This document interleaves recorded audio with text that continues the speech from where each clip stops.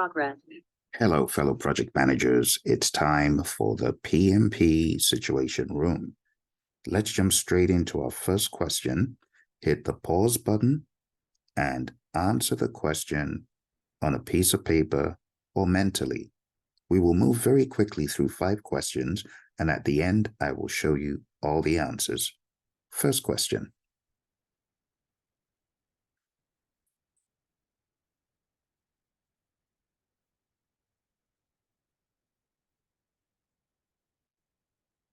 Let's move to the next question. Next question. Hit the pause button if you need more time, but make sure you read it and answer it for the best experience.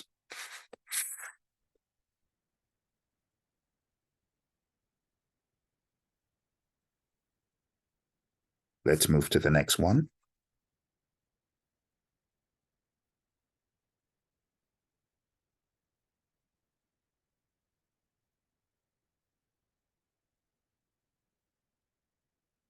And these questions are from the process domain, the more difficult aspects people talk about on the exam.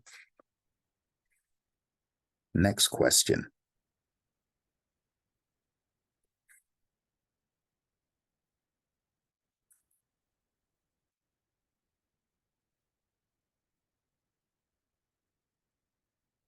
And let's take a look at the final question for today.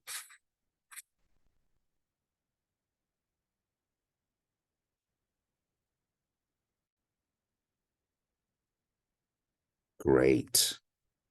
Now let's begin taking a look at the answers very quickly.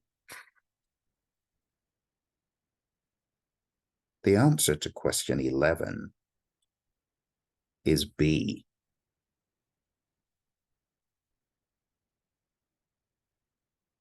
The answer to question 12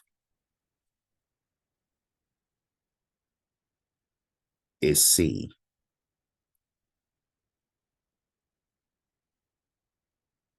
The answer to our next question, question 13,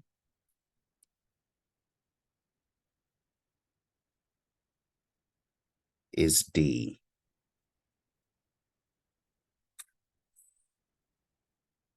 The answer to question 14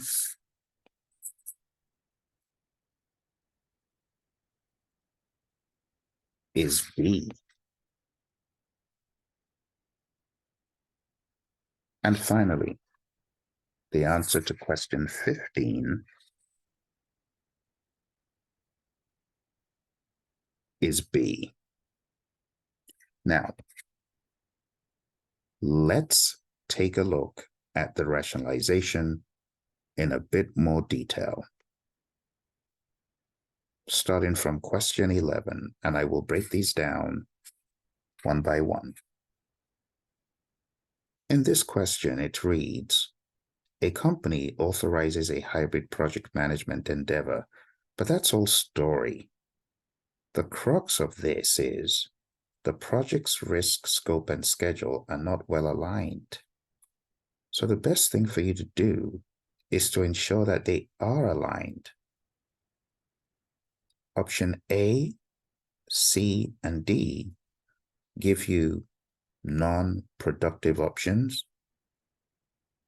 If you take a look at the rationalization, B is what addresses the problem. Prioritizing aspects over each other in project management is not the best answer ever. And developing separate plans without integration doesn't help. For the next question, this is really not about the first 2 sentences. Those are distractors. The real question is the change and how you would handle the change. It requires extending the timeline and increasing the budget. So, are you able to read through the fluff and choose the right answer? In this case, the right answer was conduct the impact analysis. Here's why. Rejecting the change is never the best option. Okay. Now, accepting the change and adjusting the project later is like putting the cart before the horse. You got to first of all do your impact analysis, and that's why C was the best option. After the impact analysis, you then make adjustments accordingly before carrying out the change. And D, you never do that. All right, let's move on. For question 13, the crux of the matter is analysis revealing that the project requires outsourcing and the vendor having a reputation for lateness.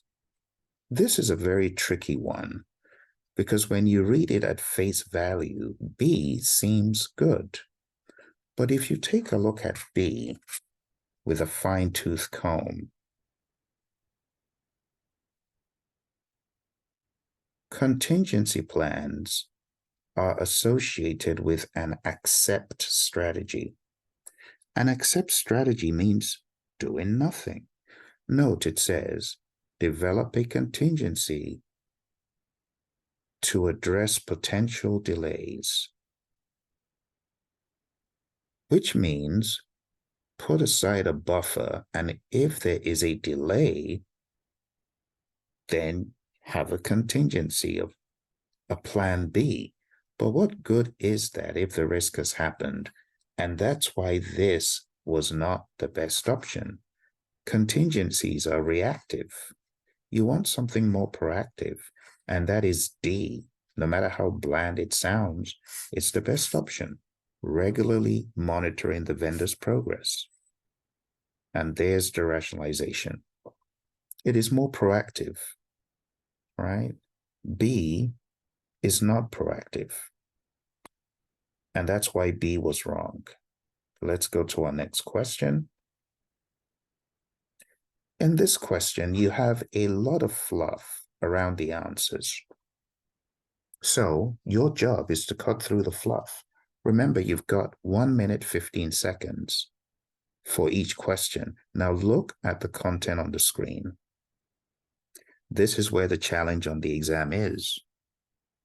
Could you read through all of this in 1 minute, 15 seconds, plus choose the right options? I know in these question sessions, you've got a whole lot of time, but on the exam, you don't. And that's what makes it harder. These questions are at the exam level, but you don't have exam level governance of time, which is why it may seem easy under most circumstances.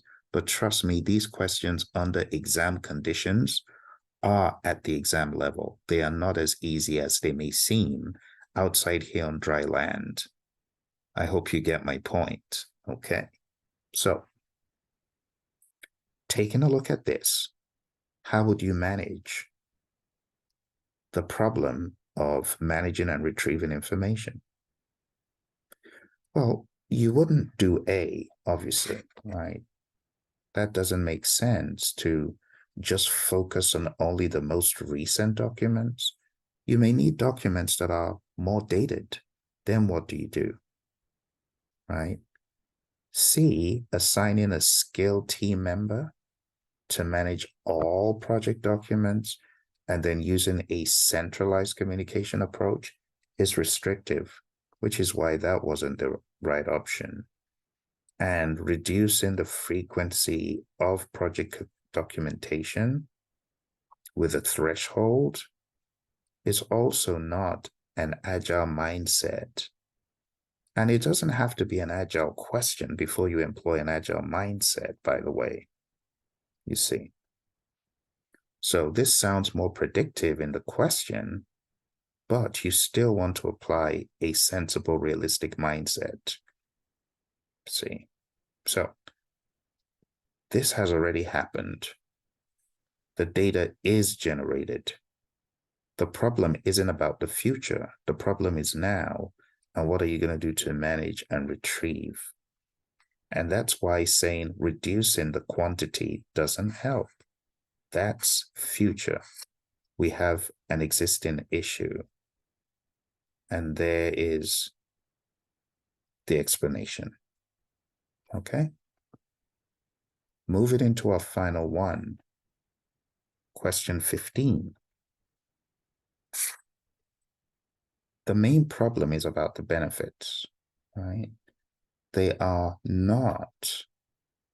This is right now. See?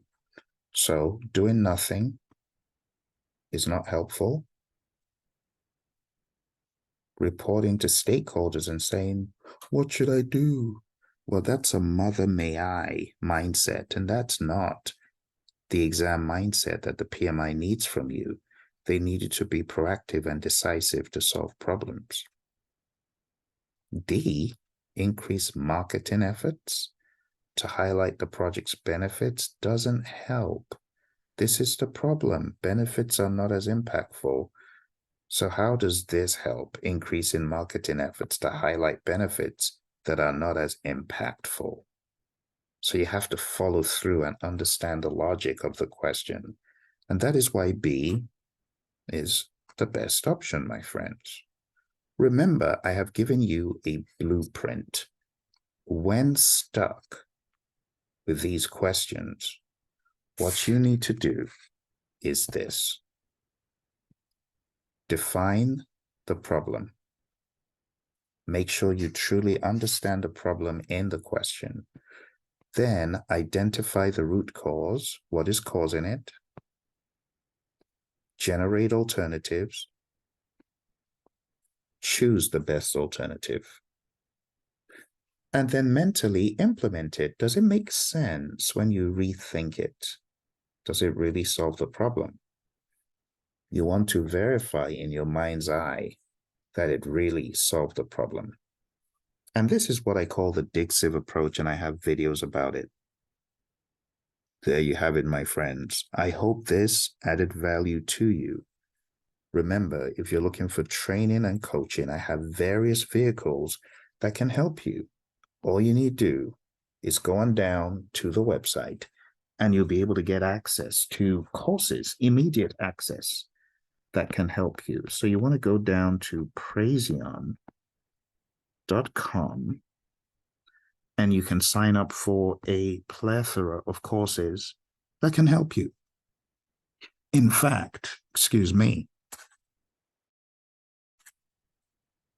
at this time, I'm going to put a bunch of links below because you can get access to various courses to up the ante on your PMP prep, CAP and prep, even in your AI understanding. I have a bunch of courses on Udemy, and you can sign up for those.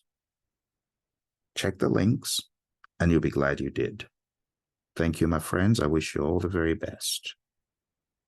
Take action now, because for Cyber Monday only, a lot of those courses are going at a reduced cost. So check the links below. If you're watching this on the 27th or 26th of November 2023, you can still take advantage of the Cyber Monday deals for additional training and coaching in project management and artificial intelligence. Okay, if you're watching this after the fact, you still get world-class content for lifetime access at a ridiculous rate. All right, thank you very much. I wish you all the very best. Bye for now.